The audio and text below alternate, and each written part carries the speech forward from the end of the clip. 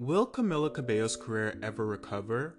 I'm not completely ruling out Camila's potential to score some more hits, but it really seems like her career has taken an offset route as opposed to the route she was taking following Havana and her first album.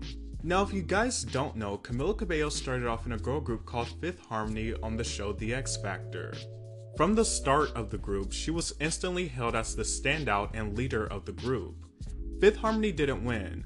However, Simon Cowell never lets a group go, so it should come as no surprise that they were quickly signed after the show. They were surely not a groundbreaking girl group, or even exactly a harmonious girl group. They didn't have natural charisma, charm, or a strong bond of sisterhood like TLC or the Spice Girls. They didn't have the vocals of En Vogue, nor did they have the smashes of women empowerment that Destiny's Child is so fondly remembered for. They had no real standout qualities, basically. Still, they were fairly successful, spawning hits like Worth It, Work From Home, and Sledgehammer. They would release 2 albums as a 5-piece group, Reflection in 2015, and their breakthrough record 727.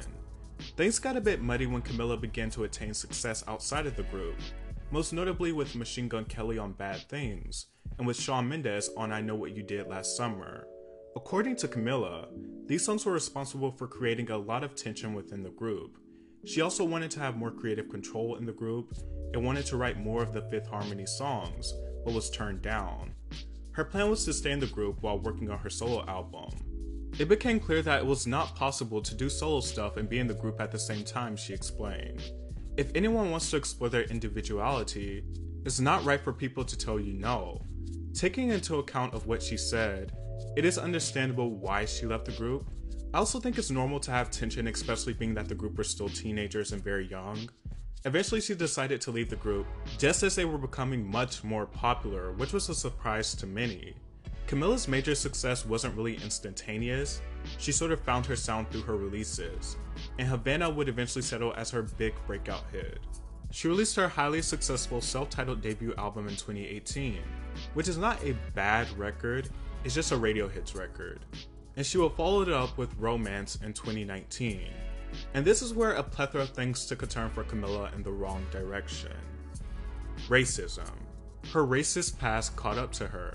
Camila's old racist posts had been known for a while, at least on the internet, but somehow the media finally blew it up around the time of her second album. They resurfaced on Twitter and there were a lot of racial slurs, with the inclusion of mocking Rihanna's abuse. Camila Cabello issued an apology stating that she was uneducated and ignorant when younger and that she was deeply embarrassed to have ever used horrible and hurtful language. She added that those mistakes don't represent her and that she only stands and has ever stood for love and inclusivity. Now, while I didn't initially believe this was something that would harm Camila's career, because we have seen racism go practically unpunished, I think it certainly has negatively affected her image and likability, especially when considering on a plethora of her records she has collaborated with a lot of black rappers. Another major factor is her bandmate Nemani, who is also the only black girl in the group, has emerged into her own light. Camila's fans would take part in the racist attacks against Nemani, and Camila would not defend Nemani. It has obviously had a lasting effect on Nemani, with her being a bit more timid to fully present herself, and she has been outspoken about this specific incident. The singer said that if the tables were turned, I would defend each of them in a single heartbeat. It was devastating that this came from a place that was supposed to be a safe haven and a sisterhood, she wrote. It took days for her to acknowledge what I was dealing with online, and then years for her to take responsibility for the offensive tweets that recently resurfaced. Whether or not it was her intention, this made me feel like I was second to the relationship that she had with her fans. To my brown men and women, we're like no other, she wrote. Our power lies within our culture. We are descendants of an endless line of strong and resilient kings and queens. We have been and will continue to win in all that we do, simply because of who we are. We deserve to be celebrated. I deserve to be celebrated, and I'm just getting started. Having someone like Nemani emerge, who is a great dancer making her own buzz, will obviously make people stop, pay attention, and revisit a situation like this. I'm not here to police whether or not Camila has grown as a person or not when it comes to this specific situation or subject, but apparently she has taken some steps to educate herself. In March 2021, Cabello said she had taken part in weekly racial healing sessions, administered by the racial equity group National Compadres Network, and what you get corrected, you have homework, and you learn. Now I know better, so I can do better, she says. Romance. I consider it to have suffered the sophomore slump. There's not many strong songs on the record. Her vocal processing and auto-tune is so annoying on this record. Camila already has a high pitch and sometimes shrill tone to her voice, so the excessive auto-tune really makes it hard to listen to. Romance debuted at number 3 on the US Billboard 200, with 86,000 copies, a bit of a decrease from her first record, which sold 119,000 copies first week. Camila's tour was also underperforming, and she canceled it right around the pandemic, which was very convenient. The album's content and rollout was just a bit of a mess. She released a lot of double singles, and by the time the album was out, half of the songs were as well.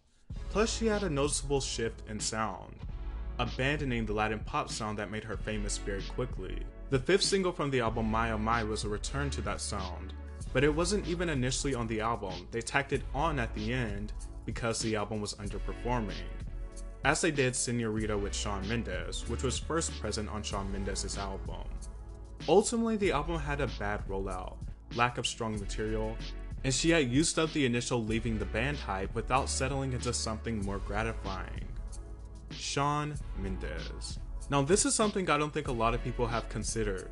Shawn and Camila have been a controversial couple from the start, to say the least, with many people claiming they were a publicity stunt, and a lot of people still do. And you know, it makes sense why people would think that, because they were obviously banking in on this relationship with Senorita, going on to become a massive hit, and they also played it up in the music video and live performances. But I think they intertwined their brands far too much.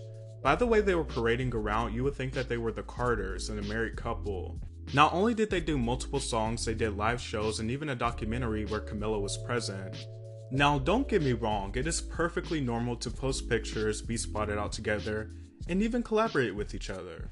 But whether their relationship is real or not, it is very clear that they both relied on their relationship for publicity and to propel their work. Now I think Camila's career is far from over, but she obviously had some missteps. I'm sure she'll go on to make more hits, but I'm not sure if she'll recapture the Havana success. I see her taking more of the Selena Gomez route, where she's just like a normal pop songstress, nothing more, nothing less.